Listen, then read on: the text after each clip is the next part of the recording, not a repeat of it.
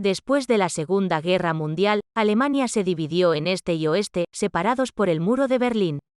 Ya sea que conozca esa historia o no, lo guiaremos a través de más detalles, principalmente sobre cómo se derrumbó el muro.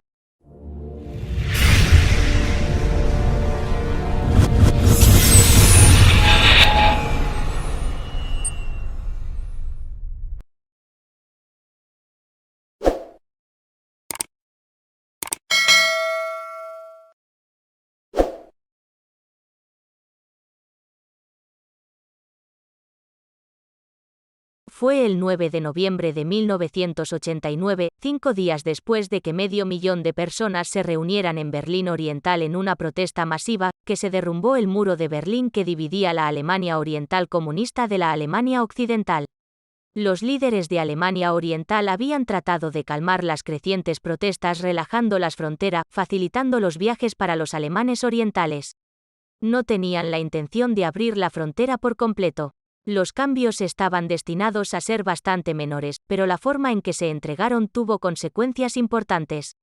Se entregaron notas sobre las nuevas reglas a un portavoz, Günter Schabowski, quien no tuvo tiempo de leerlas antes de su conferencia de prensa habitual. Cuando leyó la nota en voz alta por primera vez, los reporteros quedaron atónitos. Los viajes privados fuera del país ahora se pueden solicitar sin requisitos previos, dijo. Los periodistas sorprendidos clamaron por más detalles. Repasando sus notas, Schabowski dijo que, hasta donde él sabía, entró en vigencia de inmediato. De hecho, estaba previsto que comenzara al día siguiente, con detalles sobre cómo solicitar una visa. Pero las noticias estaban en toda la televisión, y los alemanes orientales acudieron en masa a la frontera en grandes cantidades. El señor Jäger llamó frenéticamente a sus superiores, pero no dieron órdenes ni de abrir la puerta ni de abrir fuego para detener a la multitud. Con solo un puñado de guardias frente a cientos de ciudadanos enojados, la fuerza habría sido de poca utilidad.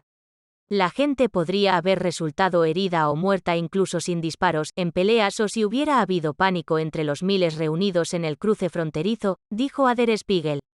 Por eso le di la orden a mi gente: abran la barrera. Miles fluyeron, celebrando y llorando, en escenas transmitidas por todo el mundo. Muchos escalaron el muro en la puerta de Brandeburgo de Berlín, desmoronando el muro mismo con martillos y picos. Un año turbulento había llegado a su clímax. Conozcamos el motivo de la caída del muro. Después de la Segunda Guerra Mundial, Europa fue dividida por la Unión Soviética y sus antiguos aliados occidentales, y los soviéticos erigieron gradualmente una cortina de hierro que separaba el este del oeste. La derrotada Alemania fue dividida por las potencias ocupantes, Estados Unidos, Reino Unido, Francia y la URSS, y la parte oriental ocupada por los soviéticos. Alemania Oriental, conocida oficialmente como la República Democrática Alemana, se convirtió en el punto de apoyo de la Unión Soviética en Europa Occidental.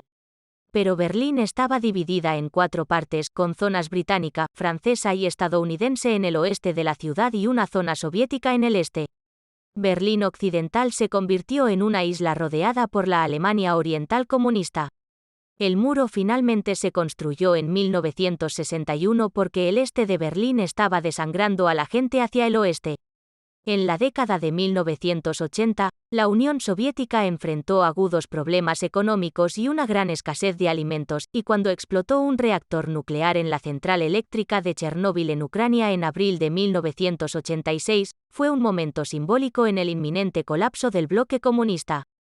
Mikhail Gorbachev, el líder soviético relativamente joven que tomó el poder en 1985, introdujo una política de reforma de glasnost, apertura, y perestroika, reestructuración. Pero los acontecimientos se movieron mucho más rápido de lo que podría haber previsto. Lo que necesitas saber sobre la ola revolucionaria. Los movimientos de reforma ya se estaban agitando en el bloque comunista. Años de activismo y huelgas en Polonia culminaron con la votación del Partido Comunista gobernante para legalizar el prohibido sindicato Solidaridad. En febrero de 1989, Solidaridad estaba en conversaciones con el gobierno y las elecciones parcialmente libres del verano le permitieron obtener escaños en el Parlamento. Aunque los comunistas retuvieron una cuota de escaños, Solidaridad arrasó donde quiera que se le permitiera estar. Los húngaros también lanzaron manifestaciones masivas por la democracia en marzo. En mayo, se desmantelaron 240 kilómetros, 150 millas, de alambre de púas a lo largo de la frontera con Austria, la primera grieta en el telón de acero. La Revolución húngara de 1956 fue reprimida brutalmente por los soviéticos, pero estaba teniendo éxito. Para agosto, la ola revolucionaria realmente se había reavivado en los márgenes.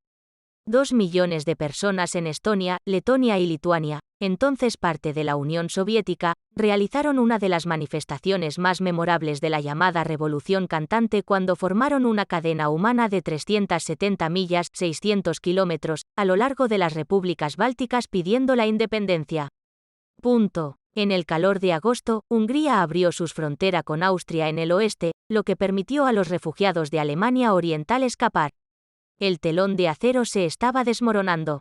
Checoslovaquia, cuyo impulso por la reforma liberalizadora había sido brutalmente reprimido en 1968, proporcionó otra vía de escape.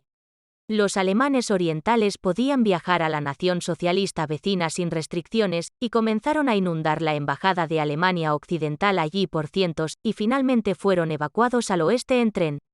¿Qué tal saber qué hicieron los rebeldes de Alemania Oriental? Comenzó con manifestantes reuniéndose por la libertad en el centro de la ciudad de Leipzig. El 9 de octubre, a pocos días de que Alemania Oriental celebrara su 40 aniversario, 70.000 personas salieron a las calles. Hubo llamados a elecciones libres de Alemania Occidental y se habló de reformas por parte del nuevo líder comunista de Alemania Oriental, Egon Krenz. Nadie sabía que faltaban semanas para la caída del muro. A fines de octubre, el Parlamento húngaro, que fue uno de los primeros en realizar manifestaciones masivas, aprobó una ley que prevé elecciones presidenciales directas y elecciones parlamentarias multipartidistas.